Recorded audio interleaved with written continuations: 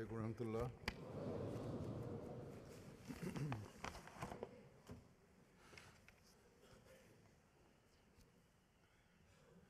أشهد أن لا إله إلا الله وحده لا شريك له وأشهد أن محمدا عبده ورسوله. أما بعد فأعوذ بالله من الشيطان الرجيم. بسم الله الرحمن الرحيم. الحمد لله رب العالمين الرحمن الرحيم مالك يوم الدين. إياك نعبد وإياك نستعين. اهدنا الصراط المستقيم صراط الذين أنعمت عليهم غير المغضوب عليهم ولا الضالين.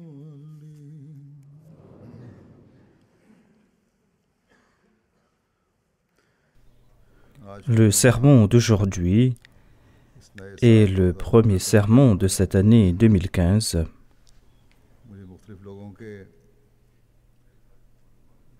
J'ai reçu de part et d'autre des souhaits pour la nouvelle année. J'ai reçu ces souhaits à travers des fax et verbalement. Je souhaite que cette année soit bénite pour vous tous. Mais sachez aussi que ces souhaits nous seront avantageux quand nous allons tenter d'analyser à quel point nous nous sommes acquittés de nos devoirs en tant qu'Ahmadi l'année précédente.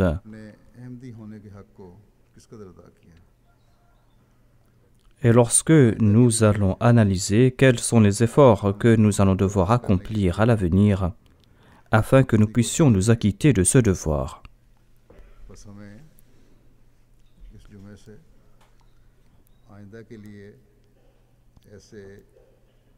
Ainsi, à partir de ce vendredi, nous devons prendre la résolution de faire plus d'efforts et d'être plus actifs pour nous acquitter de notre devoir au cours de cette année.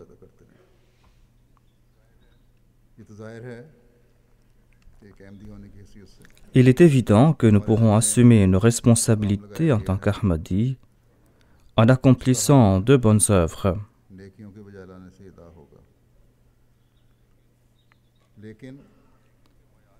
Mais quel niveau devons-nous atteindre dans ces domaines?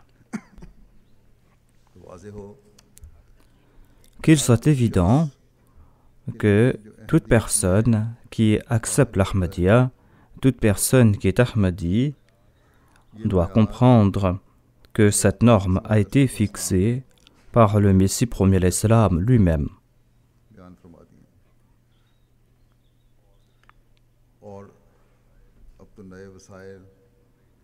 Et maintenant, grâce aux nouvelles technologies, tous les Ahmadis font la promesse sur la main du calife, au moins une fois par an, qu'il fera de son mieux afin d'atteindre la norme qui a été fixée par le Messie premier l'Islam.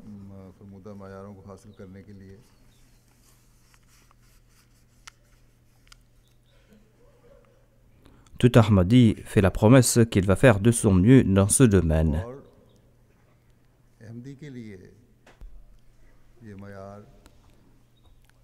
Et cette norme a été fixée pour nous par le Messie premier alayhi salam lui-même.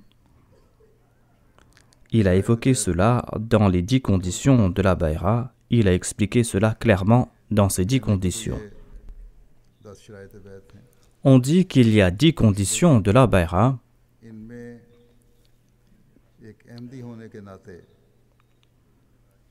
जो जिम्मेदारियां हैं उनकी mais les responsabilités d'un Ahmadi qui sont évoquées sont plus de 30. बस अगर हमने अपने सालों की खुशियों को Ainsi, si nous voulons célébrer en réalité la nouvelle année, il est important d'avoir ces points en tête. जो शख्स Sinon, il ne sera point suffisant de se dire Ahmadi et d'avoir accepté la question de la mort de Jésus-Christ या ou d'avoir accepté le Messie dont l'avènement a été prophétisé. उसको मान लिया और उस पर ईमान ले आया Cela ne suffit pas. Certes, बेशक c'est là le premier pas dans la bonne direction, लेकिन हज़रत मसीह मौऊद अलैहिस्सलाम हमसे तवक्कुल रखते हैं mais le Messie premier l'Islam attend de nous que nous comprenions la profondeur de ces actes de vertu, que nous mettions en pratique ces actes de vertu et que nous nous protégions des péchés, tout comme nous tenterons de nous protéger d'un animal sauvage. इंसान अपने आप को बचाने की कोशिश करता है और जब ये Quand il en sera ainsi, तो तब हम nous n'allons pas nous contenter d'apporter des révolutions en nos personnes, बल्कि mais nous allons aussi changer le monde et nous allons aussi rapprocher le monde de Dieu. बहरहाल इन बातों की थोड़ी सी Pour rappel, aujourd'hui, je mentionnerai certains de ces points et je vais évoquer quelques détails. Ces rappels sont extrêmement importants. Nous devons comprendre le but de notre serment d'allégeance. Nous devons nous rappeler de ces buts du serment d'allégeance. Le premier point évoqué par le Messie premier l'Islam est que l'Ahmadi va s'abstenir du shirk, de l'attribution de tout associé à Allah. Un croyant croit en Dieu et c'est en raison de cette foi en Dieu qu'il a accepté le Messie promis, l'imam de l'époque. ज़माने के Et c'est pour exécuter l'ordre de Dieu qu'il a prêté allégeance à l'imam de l'époque. Il n'y a aucun lien, même de loin, entre une pareille personne et le shirk. कि एक मुशरिक Il est impossible qu'un polythéiste puisse obéir à Dieu. Mais ici, dans cette condition, le Messie premier l'Islam attire notre attention vers un polythéisme secret qui est caché. C'est quelque chose de caché. जो एक मोमिन के ईमान Il s'agit ici d'un polythéisme secret qui affaiblit la foi du croyant. Le Messie premier l'Islam explique cela en ces termes. Il dit la tawhid ou l'unicité de Dieu ne signifie pas que vous disiez tout simplement la ilaha illallah avec votre langue et que vous ayez dans le cœur des centaines d'idoles. Le Messie premier l'Islam déclare quiconque vénère ses propres plans, quiconque vénère ses desseins malveillants ou ses ruses, comme il aurait dû vénérer Dieu, ou dépend d'une autre personne, comme il aurait dû dépendre de Dieu, ou qui vénère son propre ego, comme il aurait dû vénérer Dieu seul, eh bien, cette personne est considérée idolâtre aux yeux de Dieu. Les idoles ne sont pas uniquement faites d'or, d'argent, de cuivre ou de pierre. Ce ne sont pas les seuls idoles en qui on place sa confiance, mais toutes choses, toute parole, toute action qui sont vénérées d'une manière qui sied uniquement à Dieu, eh bien, sont des idoles aux yeux de Dieu. Il est important aujourd'hui d'accomplir notre examen de conscience.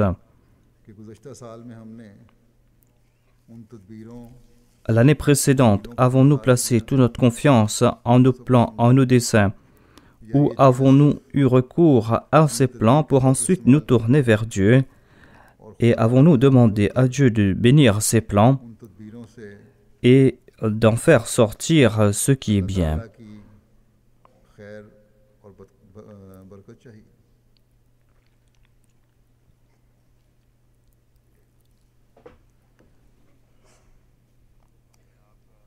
अपने आप का C'est cette analyse impartiale de sa personne qui va démontrer à quel point nous sommes en train de respecter notre serment d'allégeance.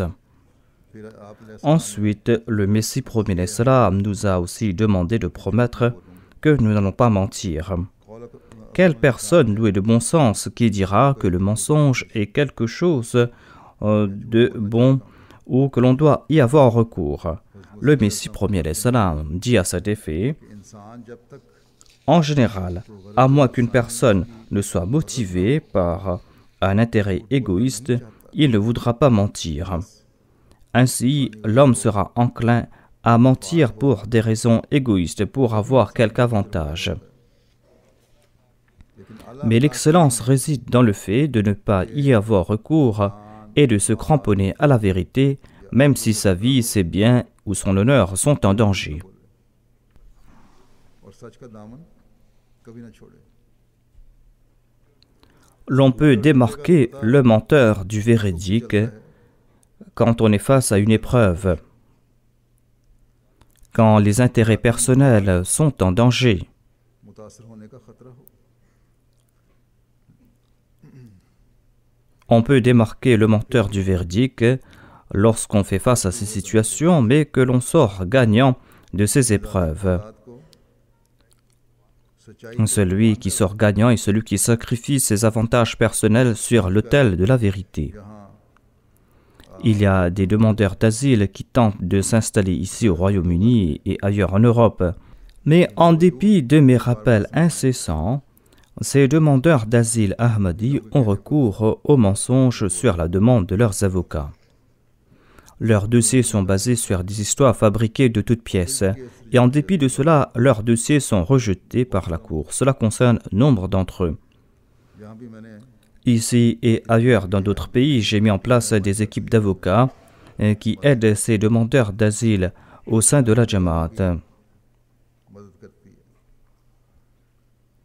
Ils les dirigent vers les avocats ou les conseils concernant certains points spécifiques. ज़रूरी बातें जो उनके केस के लिए मुफीद हों बताते हैं, मशवरा देते हैं।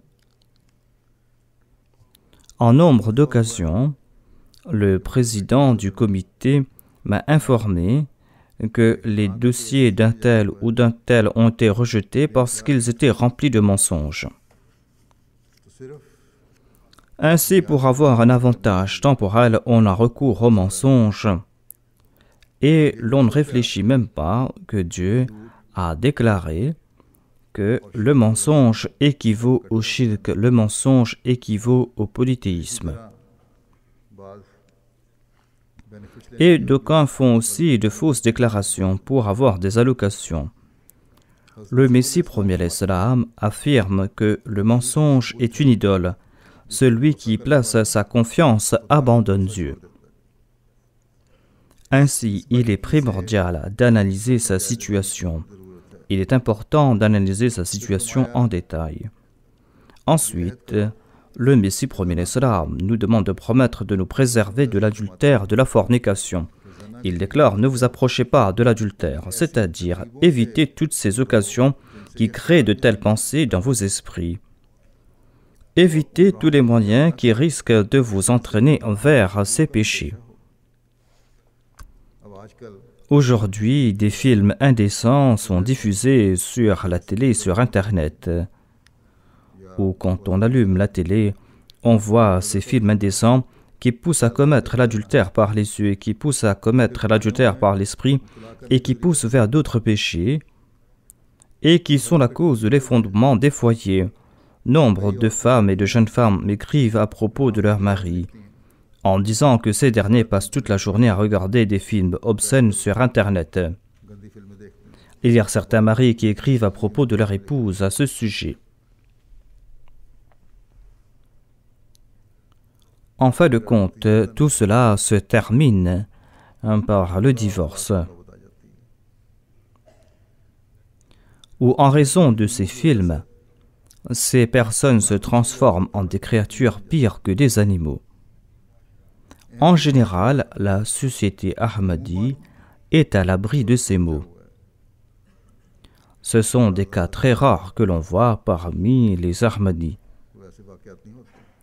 लेकिन Mais si tout en vivant dans cette société, l'on ne fait pas de son mieux pour éviter ces obscénités, जाने की भरपूर कोशिश न की l'on ne pourra donner aucune garantie quant à sa chasteté. जमानत नहीं दी जा सकती।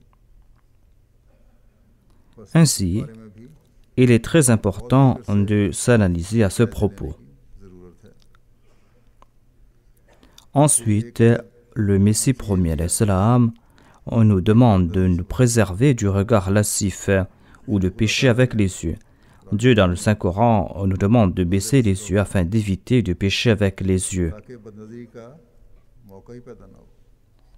Le saint prophète Mohammed sallallahu alayhi wa sallam affirme: कि आग उस आँख पर il est défendu au feu de toucher l'œil qui, au lieu de contempler, se baisse lorsqu'il est confronté à quelque chose que Dieu a défendu de regarder. Le Messie premier l'Islam déclare: nous avons reçu l'ordre de ne pas regarder les femmes étrangères et de ne pas contempler leur beauté. Il dit: il est très certain que nos regards libres nous feront trébucher un jour ou l'autre. Par ailleurs, comme Dieu le Tout-Puissant a voulu que nos yeux, nos cœurs et tous nos membres continuent à être dans un état de pureté, il a pourvu de cet excellent enseignement.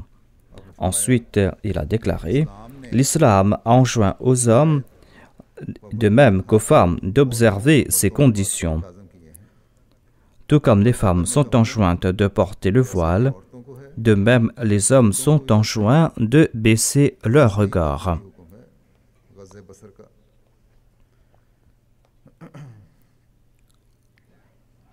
फिर Nous devons réfléchir à cet effet et voir jusqu'à quel point nous sommes en train de mettre en pratique ces enseignements. Le Messie premier l'Islam nous demande aussi de promettre que nous allons éviter la perversité et l'immoralité, अल्लाह ताला के outrepasser les commandements de Dieu et immoralité. Le saint prophète Mohammed sallallahu alayhi wa sallam avait déclaré que les insultes et les invectives tombent dans la catégorie des immoralités. Le Messie premier l'Islam avait dit à une occasion: le Coran affirme que le débauché sera châtié avant le mécréant. Quran से साबित होता है कि Le Saint-Coran nous fait comprendre que l'on doit châtier le débauché avant le mécréant. Lorsque la perversité et l'immoralité avaient dépassé toutes les limites parmi les musulmans, खुदा ताला के अहकामात की quand ils ont commencé à transgresser les commandements et les signes de Dieu, quand ils s'étaient perdus dans les affaires de ce monde et dans leur éclat, Dieu causa leur ruine aux mains de Hulagu Khan et de Genghis Khan. Voilà la situation des musulmans aujourd'hui dans le monde. Ensuite, on promet dans la Bayra d'éviter tout acte de cruauté, tout acte d'injustice. La cruauté et l'injustice sont des péchés très graves. Usurper les droits d'autrui est un très grand crime. बहुत बड़ा जुल्म है। Quand on a demandé au saint prophète Mohammed sallallahu alayhi wa sallam quelle est la plus grande injustice, le saint prophète Mohammed sallallahu alayhi wa sallam a répondu que la plus grande injustice, c'est d'usurper un empan de terre qui appartient à son frère. एक हाथ जमीन दबा ले। फरमाया इस जमीन का एक कंकर भी जो उसने अज़राइल Les couches de terre qui se trouvent sous un caillou de terre qu'il a usurpé se transformeront en joug qui sera placé autour de son cou au jour de la résurrection. उसके गले में डाल दिया जाएगा। C'est-à-dire toute la terre qui se trouve sous le sol qu'il a usurpé. Allah sait combien de terre il y en a. Eh bien, toute cette terre va se transformer en joug qui sera placé autour de son cou. Ainsi, c'est là quelque chose de très inquiétant. Il y a ceux qui usurpent les droits d'autrui lors des litiges, lors des procès, ou en raison de leur égocentrisme, Ces personnes doivent méditer à ce propos. उनको सोचना चाहिए। फिर Nous avons aussi promis de nous garder de la malhonnêteté. और खयानत ना Et le saint prophète Mohammed Mustafa sallallahu alayhi wa sallam nous explique la norme à atteindre dans ce domaine. Il a déclaré « Ne soyez pas malhonnête, même envers celui qui l'a été envers vous. से खयानत से पेश आ Voilà en somme la norme que nous devons atteindre dans ce domaine.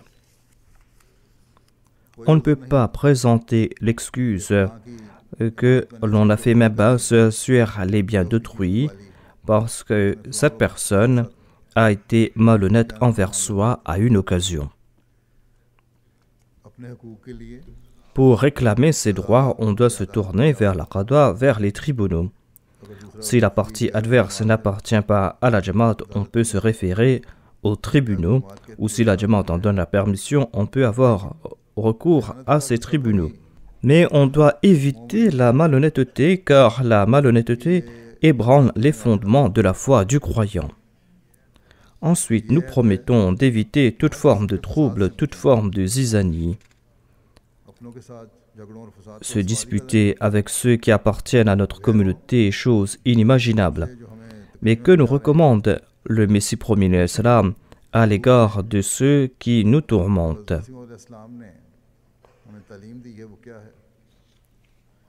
Le Messie premier de l'Islam a dit « Ne vous engagez pas dans des disputes ou des désaccords avec ceux qui vous quittent parce que vous vous êtes joints à un mouvement établi par Dieu le Tout-Puissant. उनसे दंगा या फसाद मत करो। Au contraire, priez pour ces personnes en secret. » Le Messie premier de l'Islam dit « Écoutez, j'ai été chargé de vous conseiller constamment d'éviter toutes les occasions de disputes et de troubles. से बचते रहो। Soyez patients même si vous entendez des injures. Répondez au mal par le bien. Si vous rencontrez des désaccords, éclipsez-vous de la situation ou répondez avec des propos gentils. फरमाया Le Messie premier de l'Islam déclare « Je ne suis pas content lorsque j'apprends que quelqu'un s'est querellé en dépit du fait qu'il est un membre de ma communauté. मैं हरगिज़ पसंद नहीं करता। Allah le Tout-Puissant n'aime pas que la Jamaat destinée à devenir un modèle pour l'humanité adopte des manières qui ne soient pas conformes aux normes de la taqwa. Ainsi, on ne doit pas se disputer avec ceux qui appartiennent à sa communauté ni avec les autres. Si nous appliquons ces conseils que nous a prodigués le Messie premier de l'Islam dans nos relations avec nos épouses, avec nos frères ou avec ceux qui sont autour de nous, il n'y aura pas ces litiges, ces quelques litiges que nous voyons aujourd'hui. थोड़े बहुत मामलात भी जो इन शिकायत के सामने आते हैं Ces litiges, on ne va pas les voir, ou il y aura une forte diminution dans ces litiges. Ensuite, nous avons promis de nous préserver de toute forme de rébellion. बचता रहूँगा। ये बाग़ियाना रवैया चाहे निज़ाम जमात के किसी Le Messie premier de l'Islam nous demande de nous prémunir de toute forme de rébellion, que ce soit à l'égard du plus petit responsable au sein de la Nizam Jamaat ou de toute forme de rébellion envers l'État. Le Messie premier de l'Islam nous demande d'éviter toutes ces situations qui ont un relent de rébellion. L'islam ne nous permet pas de nous rebeller contre l'autorité de l'État ou d'enfreindre les lois du pays ou de pousser les autres à le faire, hormis si l'État s'immisce dans les affaires qui ont trait à sa foi. कानून के खिलाफ भड़का सकते हैं। L'islam ne nous permet pas donc de nous rebeller contre l'État ou de pousser les autres à le faire. Ensuite, le Messie premier de l'Islam nous demande de nous préserver de tout emportement. का भी अहद करो। Comme je l'ai souligné auparavant, aujourd'hui d'aucuns se vouent coréens à leur penchant charnel en raison de la télévision et en raison de l'Internet. Ensuite, il y a ces disputes, il y a ces litiges et ces désaccords tout simplement parce qu'on s'emporte, parce qu'on est esclave de ses penchants. Il incombe donc à tout Ahmadi d'éviter les moindres occasions qui pourront attiser ses penchants ou qui pourront lui rendre esclave de sa concupiscence. भरपूर कोशिश करना। Voilà comment doit agir tout Ahmadi. Ensuite, le Messie premier salam dit qu'en se joignant à la communauté, l'on promet d'observer les 5 prières quotidiennes selon les commandements de Dieu. कि नमाजों को 5 वक्त उसकी तमाम On va accomplir les 5 prières quotidiennes tout en respectant toutes les conditions énoncées par Dieu. La salat, les 5 prières quotidiennes sont obligatoires à un enfant de 10 ans. Les parents doivent surveiller leurs enfants à ce propos et ils pourront s'acquitter de ce devoir lorsque eux-mêmes, les parents, seront en premier les exemples dans ce domaine. Je reçois nombre de doléances à ce propos. Il y a même des enfants qui m'informent que leurs parents ne prient pas. Il y a des femmes qui m'informent que leurs époux ne prient pas et comment est-ce qu'ils pourront servir d'exemple pour leurs enfants dans ce domaine. Les hommes ont reçu l'ordre de prier 5 fois par jour en respectant toutes ces conditions. Cela veut dire qu'ils doivent prier à la mosquée en congrégation, à moins que l'on soit malade ou qu'on ait des excuses valables. अगर इस पर Si nous commençons à mettre cela en pratique, nos mosquées vont vite se remplir. Si les responsables en premier commençaient à le faire, eh bien cela va faire une différence énorme. बहुत फर्क पड़ सकता है।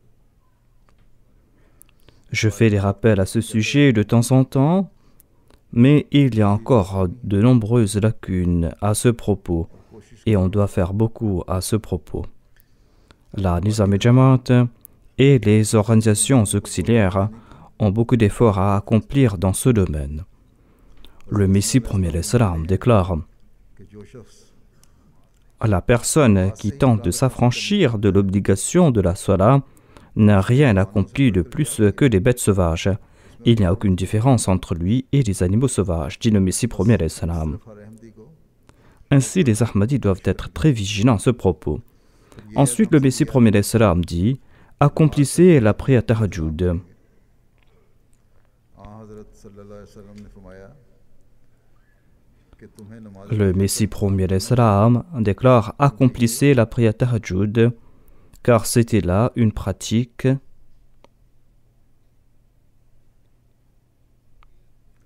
क्योंकि ये car c'était là la pratique des pieux d'antan.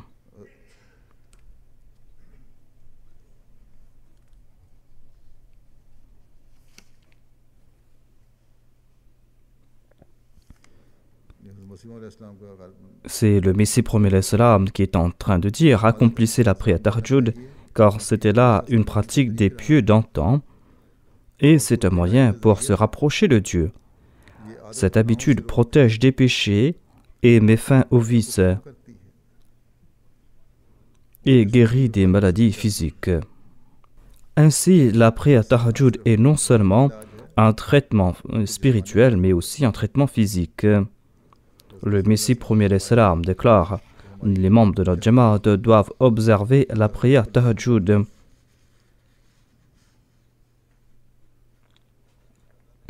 Quiconque ne peut en observer davantage doit au minimum faire 2 rakats, car il aura l'occasion de faire des supplications. Les supplications faites à cette heure ont un cachet spécial. Ainsi, il est important d'être vigilant à ce propos.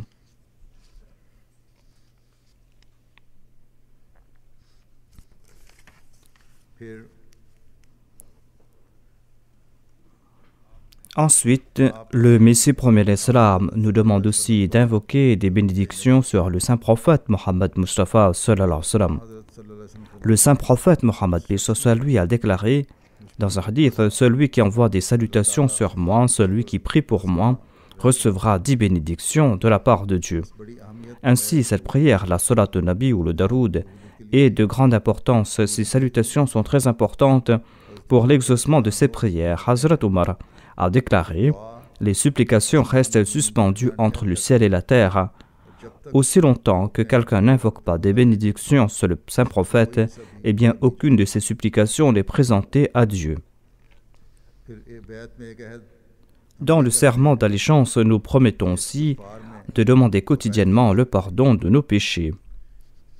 Dans ce hadith, le saint prophète sallallahu alayhi wa sallam a déclaré: quiconque s'accroche à l'istighfar, c'est-à-dire quiconque accomplit l'istighfar fréquemment et régulièrement, Allah, le Tout-Puissant, le retire de toutes sortes de difficultés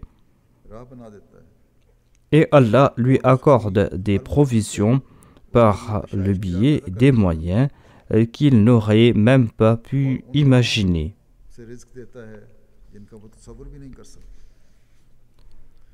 Le Messie premier l'Islam déclare: certaines personnes sont conscientes du péché alors que d'autres personnes ne le sont pas. Par conséquent, Allah a rendu obligatoire pour toujours l'istighfar pour que l'on puisse rechercher la protection d'Allah contre tout péché manifeste ou caché, connu ou inconnu. Ainsi, nous devons à tout instant avoir en tête l'importance de l'istighfar. Ensuite, nous promettons aussi de nous souvenir des faveurs d'Allah et de proclamer ses louanges et de proclamer sa gloire, une des grandes faveurs que Dieu nous a accordées et qui nous a permis d'accepter l'imam de l'époque. Si l'on se souvient de cette faveur divine, l'on sera toujours enclin à renforcer sa relation avec le Messie premier alayhi salam et l'on sera toujours enclin à suivre ses conseils. Ensuite, nous promettons aussi de proclamer les louanges de Dieu et sa gloire. Le saint prophète Mohammed sallallahu alayhi wa sallam a déclaré que si l'on débutait une tâche importante sans louer Dieu, eh bien cette œuvre ne sera point bénite et n'aura pas d'effet. Le saint prophète Mohammed sallallahu alayhi wa sallam a dit: celui qui n'est pas reconnaissant pour des faveurs mineures ne pourra pas être pour des faveurs majeures. Celui qui ne peut être reconnaissant envers les hommes ne pourra être reconnaissant pour les faveurs d'Allah. Ainsi, il faut toujours louer Dieu pour ses faveurs, de sorte que l'on soit toujours reconnaissant envers les hommes. Ensuite, nous promettons de ne pas nuire, surtout sous l'influence de ses passions, créatures d'Allah, et nous promettons de ne pas nuire en particulier aux musulmans, et dans la mesure du possible, l'on sera indulgent à l'égard d'autrui. Mais si l'on est contraint de châtier quelqu'un parce que cette personne a outrepassé les limites, on est contraint de le châtier tout simplement pour qu'il se réforme et non en raison d'une inimitié personnelle. Eh bien, on ne doit pas, dans ce cas, prendre l'affaire entre ses mains. On doit présenter l'affaire aux autorités. Les autorités qui sont à même d'apporter la réforme. Ce n'est pas la tâche de tout un chacun d'agir en ce sens. L'on ne doit pas se venger personnellement pour un tort. L'on doit faire preuve d'humilité.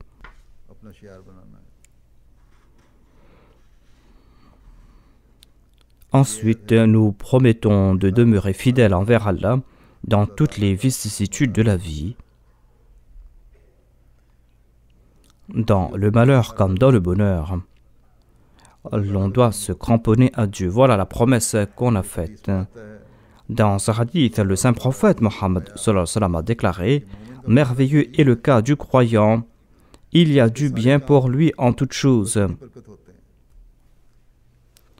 Et cette faveur n'est accordée qu'aux croyants. S'il lui arrive quelque chose d'agréable, eh bien, il est reconnaissant envers Allah.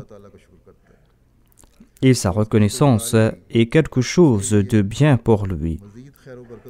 Et sa reconnaissance lui ouvre des voies pour d'autres faveurs. Et s'il lui arrive un malheur, et s'il subit une perte, il demeure constant, et sa constance, sa patience le fait mériter des faveurs. Ainsi, il incombe aux croyants de se tourner vers Dieu en toute situation. Quand nous agirons ainsi, c'est là que nous allons respecter cette promesse, que nous serons prêts à affronter toutes sortes d'avanies, toutes sortes de tourments dans le chemin de Dieu,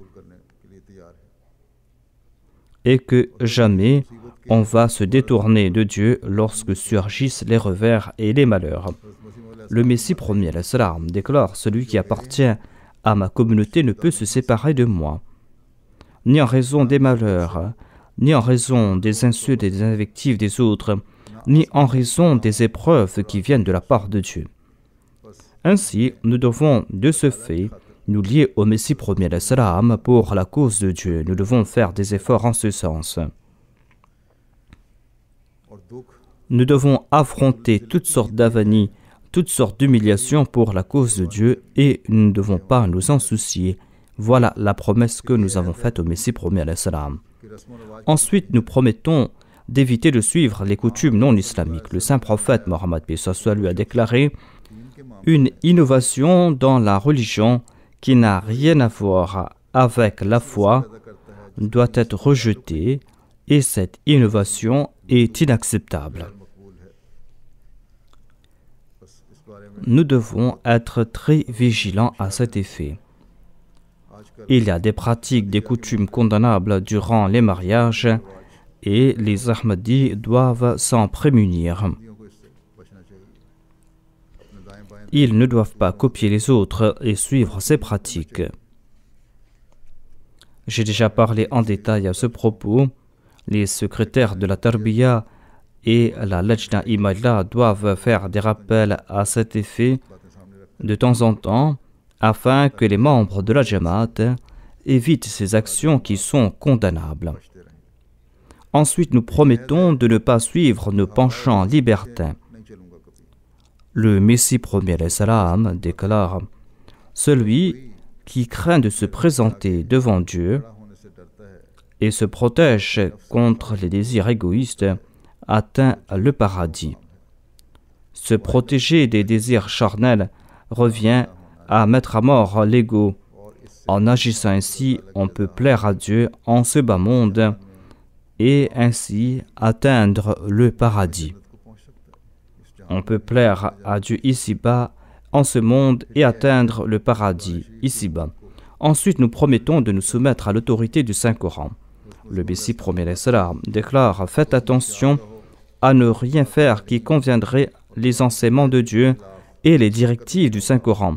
En vérité, je vous le dis, quiconque enfreint un seul des 700 commandements du Saint-Coran ferme de ses propres mains la porte de son salut. Ensuite, nous promettons de considérer la parole de Dieu et les traditions du saint prophète comme principe directeur en toute situation.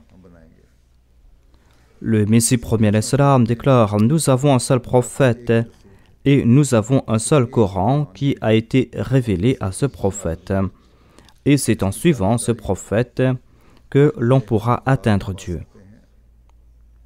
Ainsi, nous devons nous efforcer en ce sens. Ensuite, nous promettons de renoncer complètement à l'orgueil, à la vanité. Le Messie premier, salam, déclare: je vous le dis en vérité qu'au jour du jugement, après le shirk, après l'association des partenaires à Dieu, il n'y aura aucun péché comparable à l'arrogance. C'est un mal qui apporte la disgrâce à l'homme dans les deux mondes. Ainsi, c'est quelque chose de très effrayant. Ensuite, le Messie premier, salam, déclare: je conseille à ma Jamaat de fuir l'arrogance, car l'arrogance est fort détestable à Allah.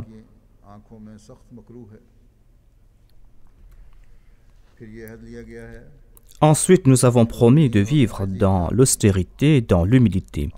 Le saint prophète Mohammed lui a déclaré: celui qui se fait humble pour la cause d'Allah, Allah l'exalte d'un rang et ne cessera de l'élever jusqu'à ce qu'il ait une place parmi les Illiyines. S'il ne cesse de grandir dans son humilité, il ne cessera de gravir les rangs jusqu'à ce qu'il atteigne le plus haut rang dans le paradis.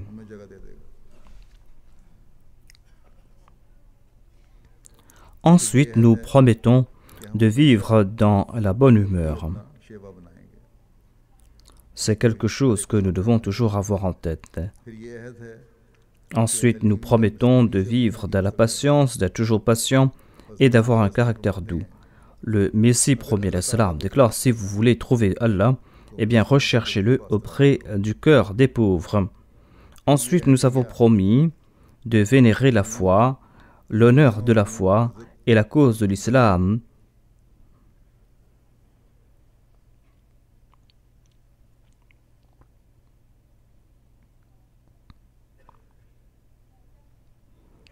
Nous avons promis de vénérer la foi, l'honneur de la foi, la cause de l'islam, plus que sa vie, sa richesse, son honneur, ses enfants et ses êtres chers.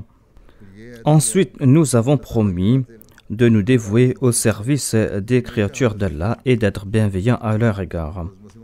Le Messie premier l'Islam déclare: souvenez-vous qu'Allah aime beaucoup les bonnes actions. Il désire que vous démontriez de la sympathie pour sa création. Donc tous ceux qui ont établi une relation avec moi doivent se souvenir que vous devez compatir avec tous, peu importe leur religion.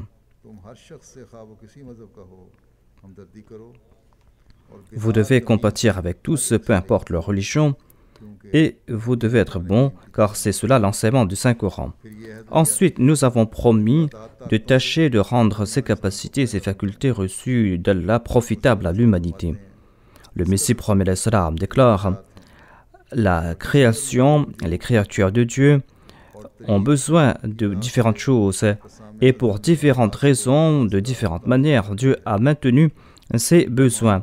Accordez de ce fait des avantages à ceux qui sont dans le besoin pour la cause d'Allah en faisant preuve d'une sympathie sincère et désintéressée.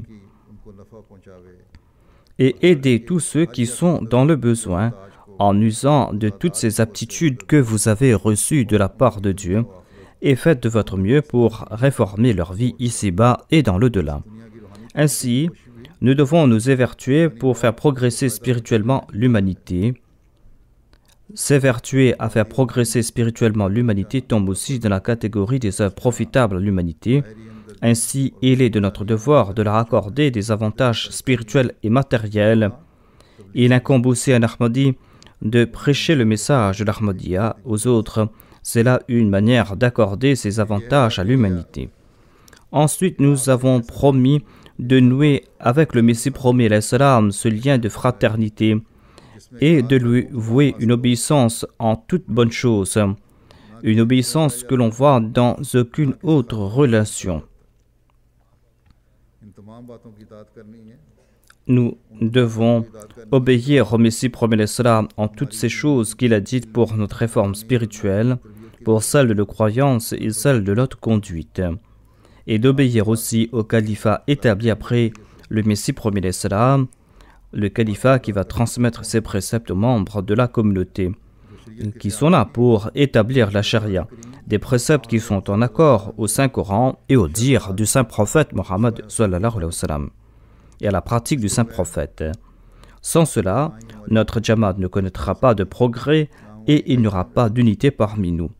Ainsi, nous devons accomplir cette analyse et voir jusqu'à quel point nous avons respecté cet engagement l'année précédente. S'il y a des lacunes, eh bien, cette année-ci, nous devons combler ces lacunes. Le Messie premier l'Islam déclare: celui qui entre dans ma Jamaat est celui qui fait de mes enseignements les principes directeurs de sa vie et qui fait de son mieux pour suivre ses enseignements. Qu'Allah nous pardonne nos manquements et qu'il pardonne nos faiblesses de l'année précédente et que cette année-ci, nous fassions de notre mieux afin que nous puissions être à la hauteur des attentes du Messie premier l'Islam, des attentes qu'il avait à notre égard. Après la prière, je vais diriger 2 prières funéraires.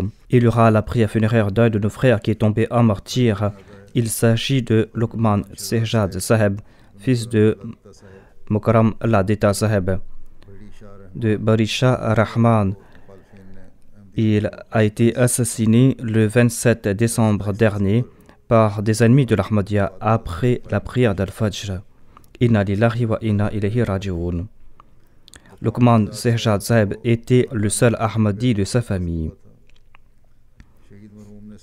Il avait accepté l'Ahmadiyya le 27 novembre 2007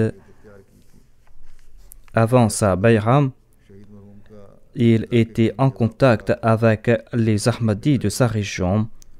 Il a renforcé sa relation avec le président de la Jamaat de la région, Mokaram Sultan Ahmad Saheb, en voyant les succès de la Jamaat et en entendant les preuves en faveur de la Jamaat et en voyant la relation qu'avait le président de la Jamaat avec les gens de la région. Ensuite, il a suivi les émissions de la MTA en général et il suivait aussi les sermons que je prononçais. Il écoutait en particulier mes sermons et c'est ainsi qu'il a accepté l'Ahmadiyya. Après avoir accepté l'Ahmadiyya, il a dû faire face à une tempête d'hostilité. Les ennemis de l'Ahmadiyya ont dit qu'il devait abandonner l'Ahmadiyya et ils l'ont torturé et ils l'ont menacé. On lui a présenté à des mollahs, mais aucun mollah n'a eu de succès face à lui. Un jour, un de ses oncles l'a porté dans une mosquée par force. Il y avait quelques mollahs qui étaient là-bas et ces mollahs ont insisté qu'il devait abandonner l'Ahmadiyya. Et le martyr a dit que si ces personnes peuvent prouver que l'Ahmadiyya est fausse, eh bien je vais abandonner l'Ahmadiyya. Les mollahs ont dit on ne va plus débattre, dis tout simplement que tu abandonnes l'Ahmadiyya. On ne va pas présenter de preuves. Face au refus du martyr, l'oncle du martyr et les autres mollahs et d'autres personnes l'ont commencé à tabasser à coups de bâton. Le martyr a été grièvement blessé à la colonne vertébrale et ils n'ont cessé de le frapper, ils l'ont porté dans une voiture et ils l'ont enfermé dans une étable chez son oncle. Lorsque sa mère a su cela, il est parti voir son oncle et lui a demandé de relâcher son fils. Ils ont refusé et ils ont même frappé la mère du martyr qui n'était pas Ahmadi. Mais suite à l'insistance de la mère, on a confié le martyr à sa mère et on a dit aussi qu'à partir d'aujourd'hui, on n'a plus aucune relation avec vous. Un an après la conversion du martyr, on a envoyé le martyr en Arabie Saoudite où se trouvait son père afin qu'il puisse abandonner l'Ahmadiyya. En Arabie Saoudite aussi, on l'a maltraité parce que ses parents savaient qu'il avait embrassé l'Ahmadiyya et le martyr n'a cessé de chercher à contacter les Ahmadis et après plusieurs mois, il a contacté un Ahmadi d'origine indienne. Et il était très content d'avoir pu rencontrer des Ahmadis et au cours de son séjour, il a pu accomplir le Hajj. Et après 3 ans, il est retourné de l'Arabie Saoudite et il travaillait sur ces terres. Le 26 novembre 2014, les ennemis de l'Ahmadiyya ont organisé une conférence là-bas. Il y avait plusieurs mollahs qui étaient présents et les mollahs ont déclaré que les Ahmadis doivent être tués et ils ont mentionné en particulier le nom du martyr et ont incité les gens à faire quelque chose contre lui. Le martyr a reçu plusieurs menaces et en fin de compte, le 27 décembre dernier, lorsqu'il retournait après sa prière de Fajr, les ennemis l'ont poursuivi et lui ont tiré une balle à la tête. Il a été transporté à l'hôpital, mais il est tombé en martyr au cours du trajet. Inna lillahi wa inna ilayhi raji'un. Le défunt était né le 5 avril 1989. C'était une personne très honnête, c'était une personne très noble qui possède de grandes qualités. C'était un jeune très sincère, très fidèle. Il était le secrétaire mâle de la Jamaat locale. Après sa bayra, il n'a cessé de lire les ouvrages du Messie promet l'Islam. Il le faisait avec beaucoup d'engouement. Il aimait prêcher le message de l'Ahmadiyya. Il disait à ses amis Ahmadis que mes amis à moi sont ces personnes qui lisent les écrits du Messie promet l'Islam. Il a dit que je serai tranquille lorsque tous les membres de ma famille seront des Ahmadis. Une des voisines qui lui était hostile avait dit après son décès que j'ai vu de grands changements dans ce garçon après avoir embrassé l'Ahmadiyya. Depuis qu'il a embrassé l'Ahmadiyya, il a commencé à accomplir la prière Tahajjud. Il allumait la lumière de sa chambre à 3 heures du matin et lorsque je le tourmentais parce qu'il était Ahmadi, sa mère répondait, était en colère et le martyr disait à sa mère que maintenant on va devoir entendre ses propos. Et il a cité le Messie promet l'Islam qui a déclaré que vous devez faire preuve de patience face à ces attaques. Sa mère n'était pas Ahmadi et il a dit à sa mère que tu vas devoir endurer ces propos à cause de moi. Qu'Allah exalte le statut du martyr et qu'il lui accorde un haut rang au paradis. Et qu'Allah fasse que les membres de sa famille puissent embrasser l'Ahmadiyya. Monsieur Rafibat écrit à propos du martyr qu'une semaine avant de tomber en martyr, il était venu me rencontrer à Rabwa et il a parlé à propos du progrès de la Jamaat. Il avait un engouement fou pour prêcher le message de l'Ahmadiyya. Je lui ai fait rencontrer un ami et là-bas, il a vu plusieurs cahiers où il y avait des références. Il était très content et il a pris les photos de ces références. Il a dit qu'il va retourner et qu'il va profiter de ce grand trésor. Une des qualités de Luqman Shehzad Sahib était que quotidiennement, il lisait les écrits du Messie premier d'Islam et c'est pour cette raison qu'il a beaucoup progressé dans sa spiritualité. Et toute personne qui s'assoit avec lui était emplie d'un nouveau engouement. Almas Mahmoud Nasir Sahib, qui est un missionnaire, a déclaré qu'après avoir complété ses études à la Jamia, il est parti dans la région où se trouvait M. Luqman. Il a été affecté dans cette région. Luqman Sahib et lui parlaient pendant longtemps, alors qu'il n'avait pas encore accepté l'Ahmadiyya à l'époque. Il était proche de la Jamaat à l'époque, et lorsqu'on parlait, je le considérais comme un membre de la Jamaat. Et lorsqu'il faisait des différences entre lui et les autres, il se considérait comme Ahmadi. En dépit de son jeune âge, il a fait preuve d'une grande persévérance. Après sa conversion, il a été tabassé, comme je l'ai dit. Il a fait face à beaucoup de pression. Et la personne a écrit qu'il a été tabassé dans la mosquée, il a été tabassé à coups de bâton et avec ces supports sur lesquels on posait le Saint-Coran. On l'avait aussi kidnappé, comme je l'ai dit, et il a été placé quelque part et sa mère l'avait pris, il n'avait pas de médecin et c'est un médecin non Ahmadi qui l'avait pris et qui lui avait donné ses premiers soins.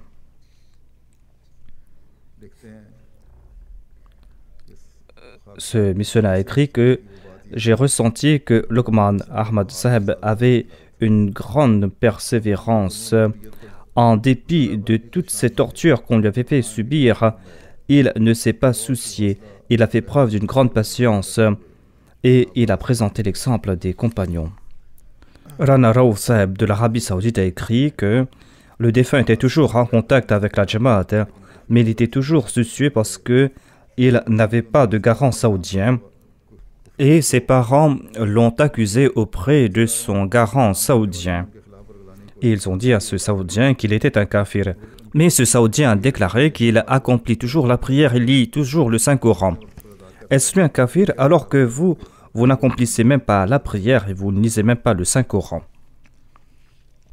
Le défunt a dû faire face à cette hostilité de la part de ses parents en raison de son appartenance à l'Ahmadiyya. Il y avait un Ahmadi qui était du même village qui était en Arabie Saoudite et qui a déclaré que un de ses oncles l'avait apporté et l'avait fait rencontrer des mollahs.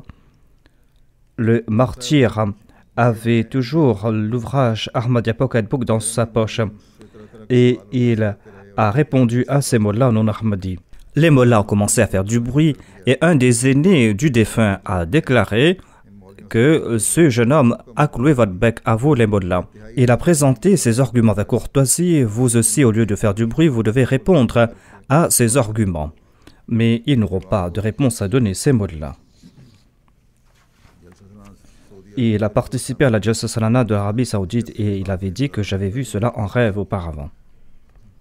La deuxième prière funéraire sera celle de Mokarama Shehzade Sotanoska Sahiba.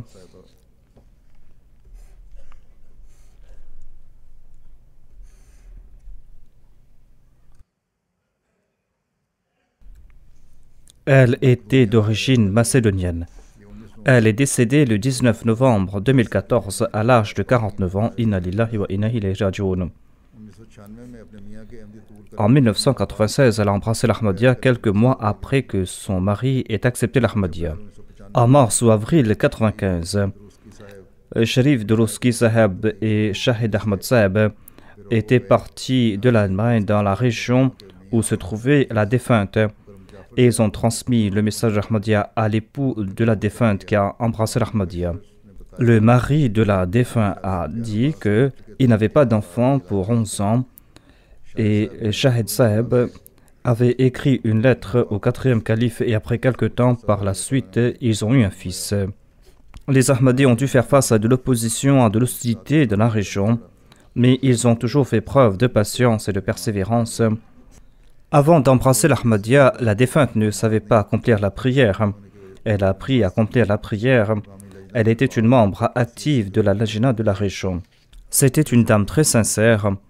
Elle était toujours en contact avec le centre de la communauté et elle participait avec engouement dans les programmes de la Jamaat. Et elle invitait les missionnaires à la maison et elle lisait les ouvrages qui ont été traduits dans la langue locale. Nous n'avons pas de centre en Macédoine et c'est pour cette raison qu'on avait porté sa dépouille dans une mosquée non ahmadi pour son dernier bain. Et là-bas, les non ahmadis ont fait memba sur la dépouille et ils se sont disputés avec les parents de la défunte et ils ont dirigé la prière funéraire de la défunte. Et les ahmadis ont pu le faire par la suite. Mais en tout cas, son mari a fait preuve d'une grande patience et il a évité ces troubles. Qu'Allah exalte le statut de la défunte, qu'Allah lui accorde son pardon et qu'il fasse que son fils et son mari soient toujours sincères envers la Jamaat et qu'ils grandissent dans leur sincérité à l'égard de la Jamaat.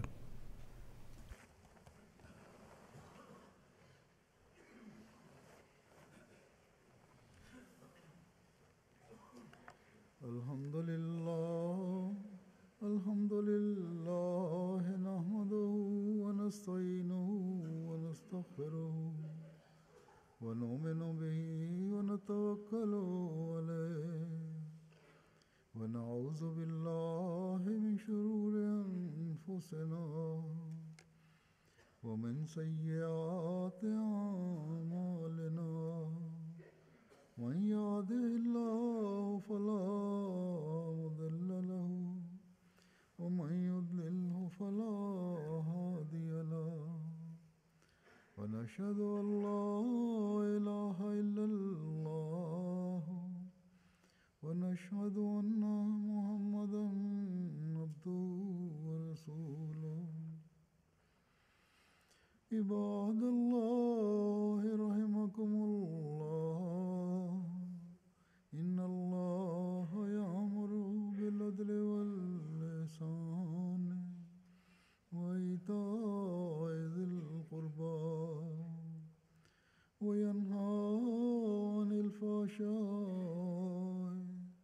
والمنكر والبغي يعظكم لعلكم تذكرون اذكروا الله يذكركم وادعوه يستجب لكم ولذكر الله أكبر.